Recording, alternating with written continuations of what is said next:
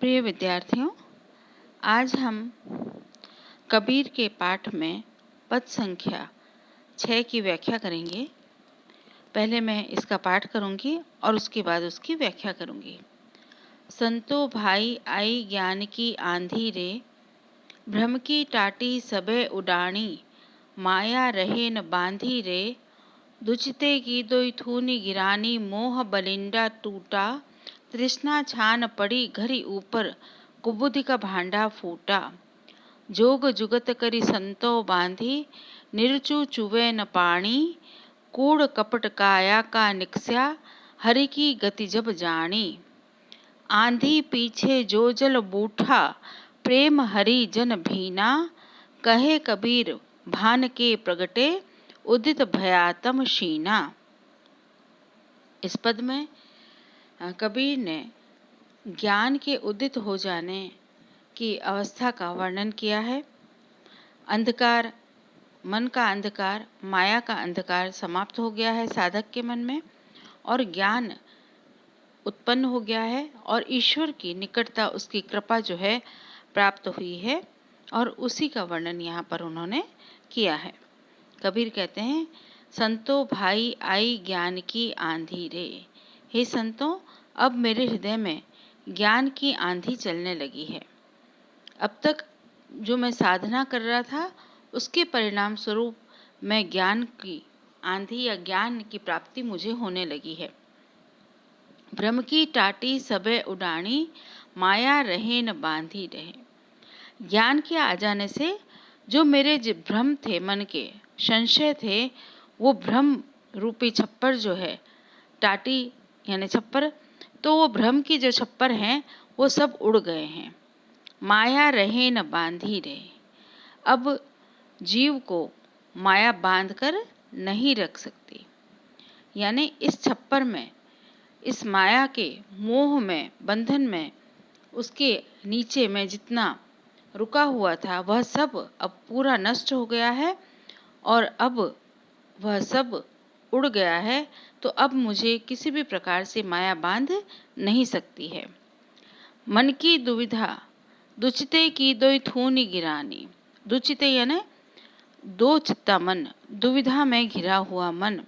तो वो कहते हैं कि दुचिते की दोई थूनी गिरानी। दो चित्ता जो मन है, जिन दो खंभों पर टिका हुआ था, थूनी यानी डंडे पर, खंभे पर जो टिका हुआ था, वह अब गिर गया है और इस प्रकार जो आधार है वह मोह बलिंडा टूटा। वह जो मोह का बलिंडा है, मोह का जो उसके ऊपर म्याल रखा हुआ है, वह भी टूट गया है।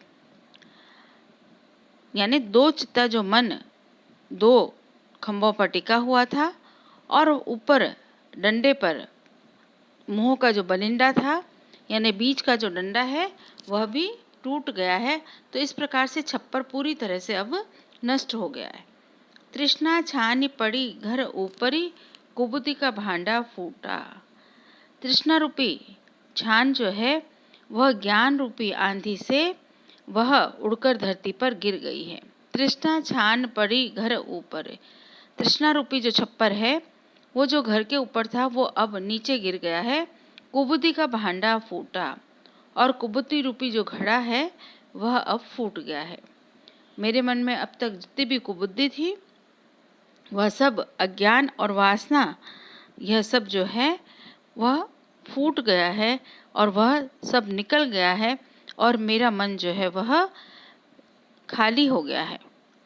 जोग जुगत करी संतो बांधी, निर्चू चुवे न पानी। और अब संतों ने योग की युक्ति से इस जीवन रूपी छप्पर को बांधी यानी बांध दिया है। अब पुनः मेरा नया जीवन हो रहा है, नव निर्माण हो रहा है और संतों ने अपनी योग और युक्ति से इस छप्पर को पुनः बांध दिया है। निर्चू चुवे न पानी।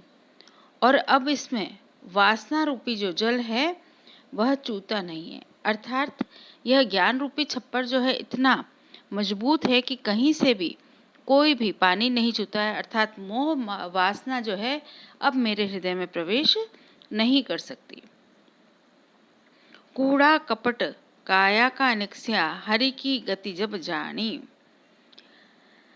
इस शरीर में से कूड़ा और कपट जब निकल गया, अर्थात कपट रूपी जब कूड़ा जो है इस शरीर से निकल गया, तो मुझे हरि की गति जानी, तो भगवान के स्वरूप, भगवान की गति का ज्ञान हो गया, उनसे साक्षात्कार हो गया। कूड़ कपट काया का निकस्या, जब इस शरीर का कूड़ा कचरा सब कुछ निकल गया, शरीर निर्मल हो गया, तो हरि की गति जब जानी, तो मैंने हरि के से साक्षात्कार किया, हरि की गति को मैंने जाना। आंधी पीछे जो जल बूठा प्रेम हरि जन भीना। इस ज्ञान रूपी आंधी के पश्चात जो प्रेम रूपी वर्षा हुई, अर्थात भगवान के अनुग्रह और प्रेम की वर्षा हुई, प्रेम हरि जन भीना, उससे जो भक्तजन हैं वह उस महारस में भीग गए, डूब गए। आंधी के बाद पीछे जो जल आया, उस वर्षा में सभी हरि के जो भक्त हैं वे भीग गए, वे आनंद की वर्षा में डूब गए। कहे कबीर भान के प्रकटे उदित भया तम शीना। अब कबीर कहते हैं कि जैसे ही भान यानी ज्ञान रूपी सूरज, भान यानी सूरज, भानु भान, तो कबीर कहते हैं कि जैसे ही भानु उदित हुआ, ज्ञान रूपी भानु उदित हुआ, भया तम शीना, तम यानी अंधकार, शीना यानी क्षीण हो गया, झीना हो गया, अंधकार सिमट गया, और इस प्रकार से भानु रूपी, ज्ञान रूपी भानु के उदित होने के साथ ही अंधकार रूपी जो अज्ञान है, जो तम है, वो नष्ट हो गया, समाप्त हो गया। इस पद में कबीर ने ज्ञान के आगमन की बात कही है। कबीर ने मन को घेरने वाले माया तृष्णा की बात कही है। कबीर ने मन के निर्मल होने के पश्चात ही भगवान का दर्शन होता है या ज्ञान की प्राप्ति होती है, इसको उन्होंने उद्धृत किया है। भगवान की ईश्वर भगवत कृपा का यहाँ पर उन्होंने उल्लेख किया है।